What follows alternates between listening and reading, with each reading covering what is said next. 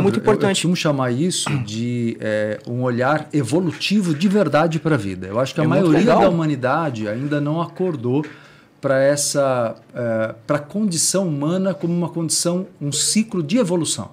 A maioria se perde, eu costumo dizer que usa a ferramenta, que é o corpo, que é o dinheiro, mas usa a ferramenta como finalidade. Ferramenta não é finalidade.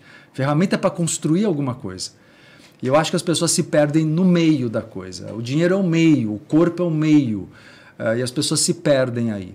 Então eu vejo muito isso que você está colocando.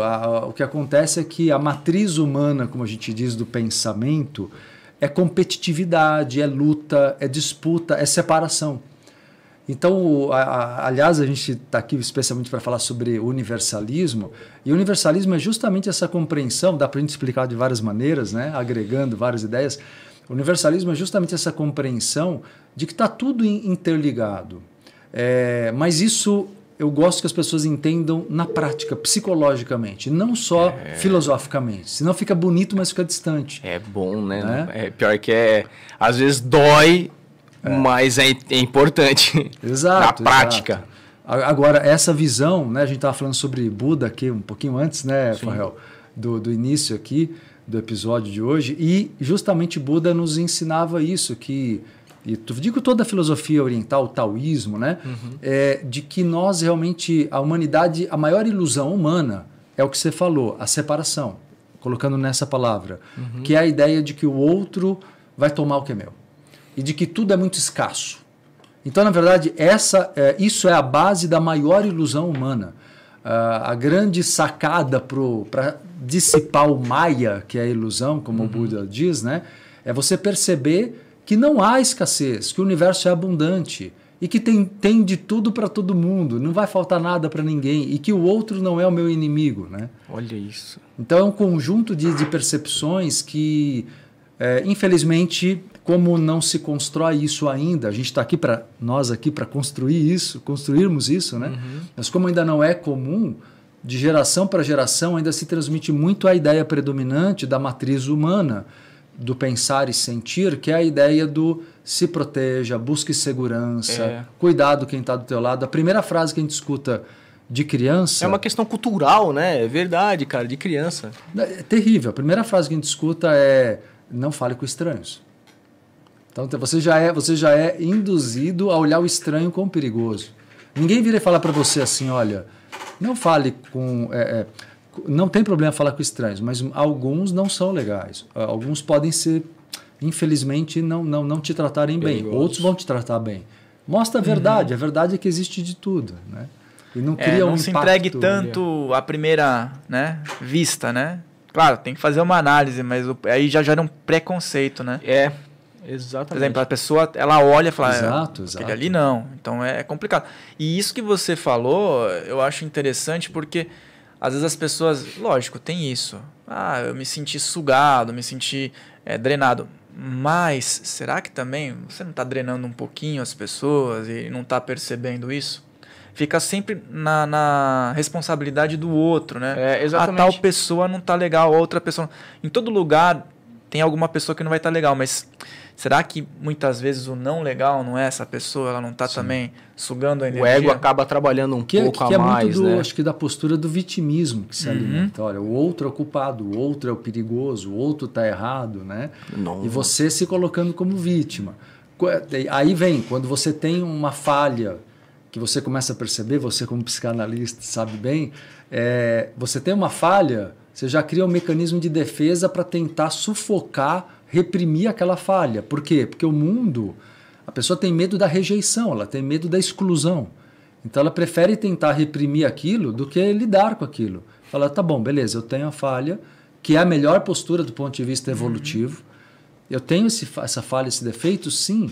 Humanamente, eu sou tipo ser humano, igual eu brinco, né, com os meus alunos. Falo, não, gente, sou tipo ser humano. Estou igual vocês aí, na lida, né, para crescer e tal. E a gente encarar as nossas falhas e trabalhar com elas é a melhor chance de acelerar o processo de evolução, né? E esse processo de evolução, assim, dentro daquilo que você trabalha, a gente percebe o seguinte, que não busca a perfeição, não busca o ideal, busca caracterizar o que a pessoa tem de bom e aperfeiçoar isso, né? Porque se a pessoa ficar buscando o ideal, como ela sabe o que é o ideal, né? Exato. Eu acho que a gente busca... Eu gosto muito de uma palavra, Farrell, que é serenidade. Eu acho que quando as pessoas me perguntam o que é felicidade, que seria assim, eu acho que a felicidade vem da liberdade do ser, acima de tudo. Não vem a felicidade, eu acho que ela nunca se conquista, ela se revela, porque ela já existia em você quando você tinha, não é? Ela já existia em você quando você tinha 1, 2, 3, 4, 5 anos de vida. Mas o mundo vai causando tantos traumas e medos em você que você vai... uma crosta, né? Ali, exato, vai criando uma... E aí você perde uma coisa que é natural, que é a serenidade. A serenidade é perdida. Por quê? Porque se incute medo. O medo do outro que você estava falando, Leandro. O medo do outro, o medo do futuro, o medo... Você é medo de um monte de coisas que você não pode controlar, na verdade. Exatamente. O futuro ninguém pode, né? Ninguém pode. Nesse plano, pelo menos. Exato. E mesmo a tentativa de controlar, sabe, eu vou obter a aceitação de todo mundo, é o que você está falando do medo de mostrar os defeitos e não reconhecê-los e tal. Não, você não vai ter, não tem como. Ninguém tem unanimidade, porque as pessoas têm percepções parciais da vida, da realidade. A realidade não é percebida por nenhum ser humano, talvez um Jesus Cristo, um cara assim, mas por nenhum ser humano de maneira plena ainda. A gente está no começo de uma jornada, né? É muito legal isso, né, Marcelo? Eu acredito, até o que a gente está falando aqui, é até um contexto que eu li no estoicismo, é um contexto estoico, né? Para que eles, partem do pressuposto de que não vale a pena você se preocupar com coisas que estão fora da sua ossada, né? Eu acho que tem muito a ver isso também, né? Total. Aí eu me remete de novo à filosofia do budismo na questão do estado de presença. Então, assim, o não se preocupar é a atitude mais inteligente. Porque o tempo não existe. Né? O tempo não existe. A gente tem o quê? O passado é memória, o futuro é imaginação. Ele não existe. Ele não existe. Eu gosto muito... Só Leandro, tem o hoje, né? Exato. Eu gosto muito, Farrell e Leandro, de uma frase do hinduísmo que diz assim... não existe o tempo, só o que existe é um único instante eterno. Eu acho isso muito, muito verdadeiro. Nossa. A gente tem um único instante que é o nosso. Por exemplo, agora aqui, nós estamos interagindo, trocando ideias, sentimentos, energias. Isso é a verdade da vida para nós. É esse instante que, enquanto a gente quiser, nessa experiência desse encontro de hoje, vai ser continuado.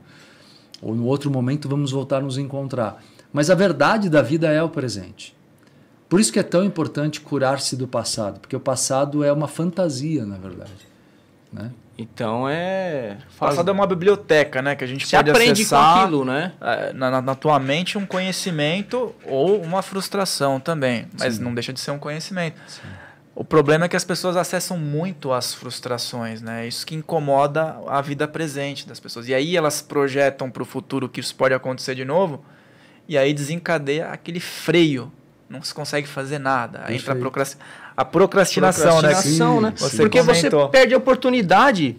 Até o nome fez mais sentido agora, presente. Né? Porque realmente é um presente. Você conseguir viver esse momento de forma a traçar um futuro. Né? Por exemplo, eu costumo falar para minha filha, o futuro... Você cria um objetivo. É aquele objetivo que você quer?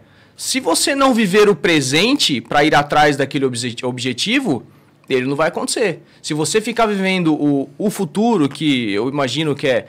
será que aquela pessoa vai falar comigo? Será que vai acontecer alguma coisa? Será que se eu for lá, eu não vou porque ele vai... Então você já perde de viver esse exato momento... de traçar, eu tenho esse objetivo, vou traçar um plano para me alcançar esse objetivo. Exato. Né? Exato. Você se deixa roubar, na verdade. Você vai perder...